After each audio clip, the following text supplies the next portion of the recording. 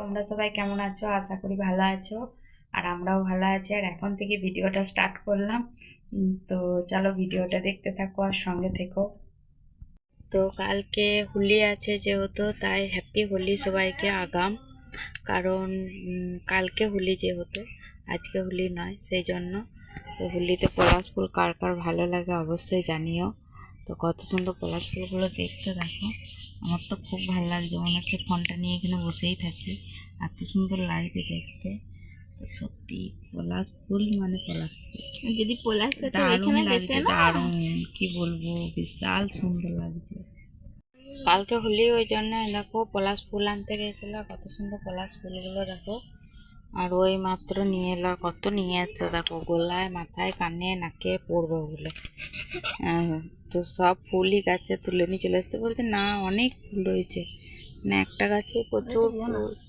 এই যে ফুল শেষ করা যাচ্ছে না তুলে, এত ফুল হয়েছে। তো সেই ফুলই আনতে গিয়েছিল। তো দেখো কত ফুল নিয়ে এসছে, পলাশ ফুল আর কি।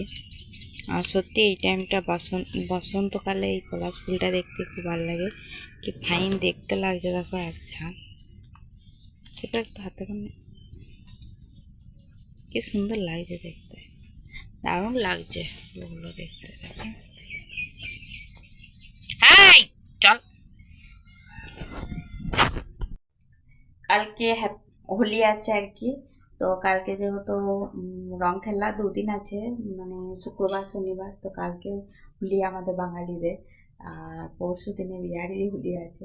তো বাঙালিদের হোলি দেখবে, রেকাবিতে সাজানো হয়ে গেছে। আমার মেয়ে খেলতে যাবে। আর আমাদের খেলা তো বন্ধই হয়ে গেছে, বিয়ের পর থেকে আর হোলি খেলা হয় না।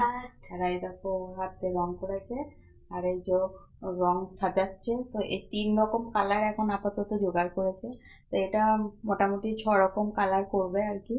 তো কালকে 3 রকম কিনে নিয়ে আসবে, পয়সাটাও রিকাবির মধ্যেই আছে, এই যে পয়সা রেডি করে রেখেছে। তো কালকে আরও 3 রকম কিনে নিয়ে আসবে। আর ও নাচ নিয়েছে, হোলির নাচ আর কি। তো মানে রং খেলার জন্য যে নাচগুলো হয় আর কি, সেই নাচগুলো নিয়েছে। তো তার জন্য দেখবে এই যে মেহেন্দি করেছে, হাতগুলো নিয়ে তখন থেকে ভঙ্গি করে যাচ্ছে। আর এই যে বই রয়েছে, আর ওদিকে মেহেন্দি রয়েছে। কত পড়াশোনা করে বুঝতে পারছো। আর পড়াশোনা বদলে মানে নানা রকম আবদারের শেষ নাই। পড়াশোনাটি ফাঁকি খালি। এইদিকে তাকা একবার, এইদিকে তাকা বলেছে, তাকাইছে দেখো কেমন করে।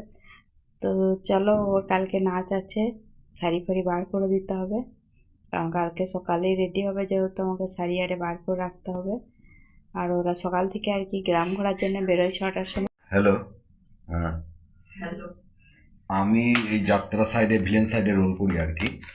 তা মেন ভিলেন করি না, সাইড ভিলেন করি আর কি।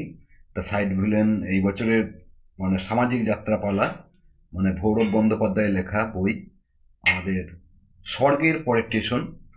এই বইটি আমরা এখন করছি। এই বইয়ের কিছু ডায়লগ বা কিছু আপনাদেরকে শোনাই, তাহলে বুঝতে পারবেন যে হ্যাঁ কতটাই বা কীরকম কী করতে পারি। তা আপনারা শুনতে থাকুন। না, সে কথা এখন পরে হবে। এখন আমার একমাত্র কাজ অর্জুনকে মহাপ্রস্থানের পথে পাঠিয়ে দেওয়া। এই মুহূর্তে আপনারা ভাবতে পারছেন নির্মল, ভাবতে কি করে পারবেন স্যার? মিনিটে কাঁটা ঘুরলে ঘন্টার কাঁটাকে ঘুরতে হয়। 7 দিনের মধ্যে অর্জুনকে, ব্যাস ব্যাস, কথা এখানেই শেষ, কাজ এখান থেকে শুরু। অর্জুনের মাথাটা ধাপার মাঠে পড়ে থাকবে, আর দেহটা পড়ে থাকবে মানিক তোলার গলিতে। আর গুপ্তবাবুকে বলবেন এবার টাকা কিন্তু অনেক বেশি লাগবে, কারণ অর্জুনকে খুন করার জন্য যে পাওনা টাকাটা 3 ভাগ হবে তো। 3 ভাগ? হ্যাঁ স্যার, পৃথিবীতে 3 ভাগ জল আর 1 ভাগ স্থল। আপনার 1 ভাগ, আমার 1 ভাগ, আর আপনার সালার 1 ভাগ। কিন্তু কোনো কিন্তু নয় স্যার, 3 ভাগ জলের ভয়ে 1 ভাগ স্থল। আপনার বাবা অফিসার ভুবন ব্যানার্জির বড়ই বিপন্ন।